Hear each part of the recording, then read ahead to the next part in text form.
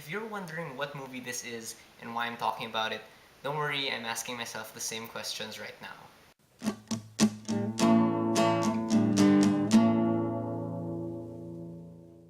Exists is directed by Eduardo Sanchez, written by Jamie Nash, and stars Chris Osborne, Dora Madison Burge, Roger Edwards, Denise Williamson, and Samuel Davis. Now, exists, which is like the most awkward title to pronounce because it's like a verb in the present form, and why is it?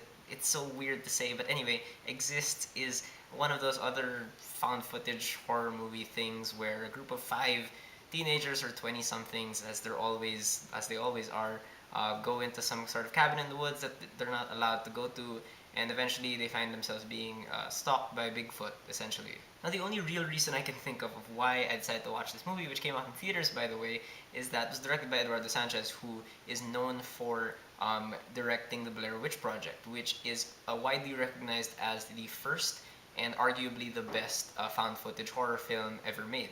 Um, but I'm going to spend this video talking about a few other things, not just reviewing this movie. I want to say some things about the found footage genre, I think. But make no mistake that Exists is a really bad movie. For one, the pacing is just completely shot to death. It's ridiculous. The characters we don't care about, they're all stupid. And the direction, unfortunately, there's nothing unique to this movie from the guy who essentially invented the genre. Now, visually speaking, there is a difference between letting your production design look like trash and just utter garbage, and really kind of making this trash develop a sense of place. Because what they do in this movie is that this cabin, which probably the whole movie takes place in, is just it's filthy. And it looks like they just literally just threw a bunch of trash inside the cabin and left it there for weeks, instead of like really kind of using that as an opportunity to maybe convey a sense of history with the place. They could have put, like, I don't know, newspaper clippings about Bigfoot and the Sasquatch or whatever. I mean, I don't know why. It would make sense for me for those things to be there since the cabin is literally in the middle of this thing's hunting grounds or whatever. So it has no personality or whatever, and I think that's really unfortunate because for me, setting is such an ignored and underestimated story tool. I mean, yeah, people do focus on plot and character a lot, which are arguably like your main things when you're writing. But when you have a good setting, you lay down the groundwork that will allow you to really write, I think, better characters and a better story as well. And setting is unique in that it can contribute to mood and paranoia and confusion, but it's taken for granted completely here. There is no, you don't even know where they are. I mean, maybe they mentioned the state or whatever, but you never get a sense of them being somewhere. And what's really baffling to me about this movie is that there's a musical score by Nima Fakrara, which I think it's weird that adding music to a found footage film, like, that seems completely counterproductive to what the form is trying to achieve. Because it was this genre was invented to really kind of pretend that this footage was found and someone just strung it together and they're presenting it as like real footage. So adding music to it to make it seem more dramatic completely shatters the illusion, I think. And the sound is clear in this movie, but even something like that makes me skeptical because, when you film something in like just GoPros and whatnot, of course the sound isn't going to be perfect. So when they clean up the sound in a found footage movie, again, it also seems very counterproductive. And this really just shows me that found footage movies are popular to make because they're super cheap and they can earn money very, very quickly.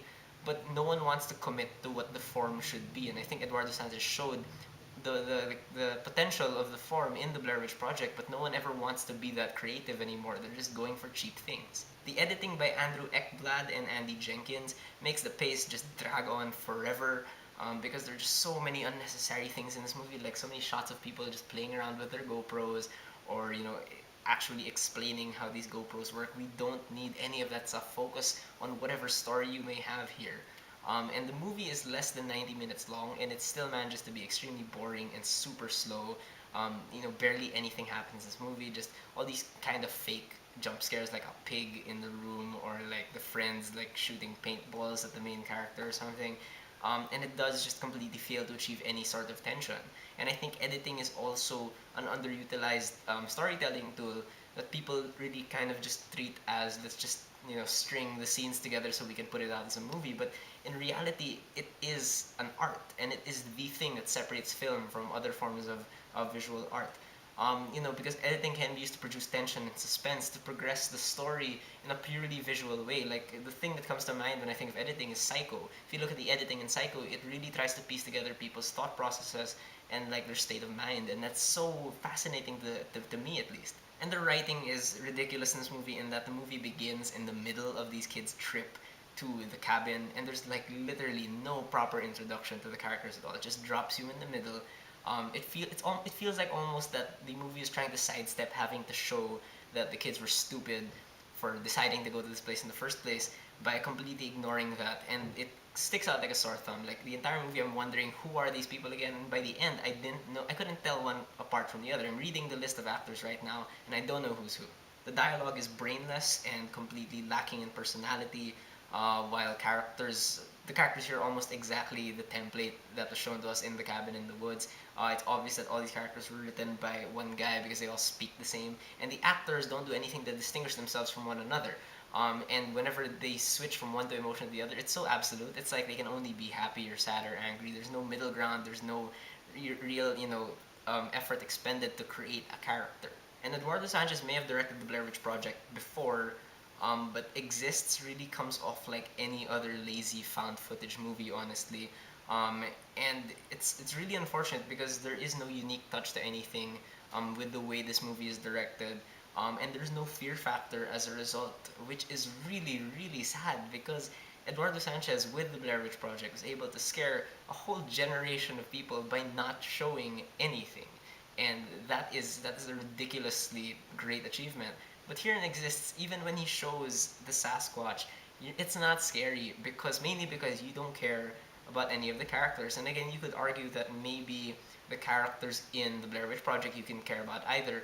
But the thing that kept the Blair Witch Project interesting was that the mystery behind everything was intriguing. And here, the only mystery you have is they're wondering why Bigfoot is attacking them when supposedly Bigfoot doesn't attack anybody, and that's not intriguing enough at all. And to the credit of Eduardo Sanchez, well, not really.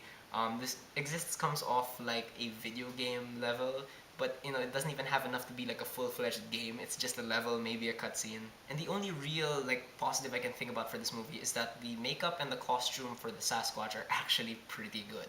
I don't know where it came from. I mean, it's really impressive, especially for a low-quality movie like this. But the costume was very detailed, the sweat was realistic, so kudos, I guess. So in the end, Exists is just a really bad movie, which is unfortunate because I don't hate the found footage genre. I think there's a lot of potential in it, but people are just so lazy to find that potential. And it's unfortunate that a movie about Bigfoot, which could be interesting, was wasted on something like this. So those are my thoughts on Exists. Have you guys seen it? What do you think about it? Did you love it? Did you hate it? Whatever you thought, whether you agree with me or not, please leave me a comment. Let's have a conversation.